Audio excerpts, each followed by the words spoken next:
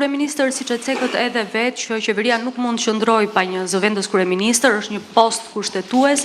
A keni diskutuar dhe keni menduar për emrin që do të zvendësoj Belinda Balluku në postin e zëvendës kryeministri dhe a do të jetë me një karakter po kaq të fortë politik sa Belinda Balluku apo do të jetë një figurë më teknike ndoshta?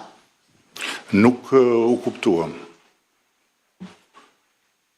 Pezullimi është vendim i një gjykate që ne do ta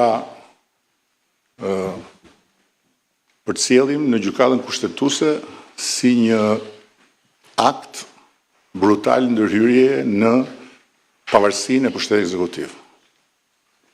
Dhe gjykata kushtetuese do duhet të na thotë se cili është qëndrimi i saj bazuar mbi Kushtetuën e Republikës së Shqipërisë. Pra nuk jemi në kushtet kur duke ndërhyrë me forcë në pavarësinë e ekzekutivit mund të diktohet ndonjë lëvizje e qeverisë. Kështu që për periudhën që flasim, qeveria e Shqipërisë nuk ka zëvendës kryeministër dhe nuk ka një ministër të infrastrukturës dhe energjisë që funksionon. Kaq.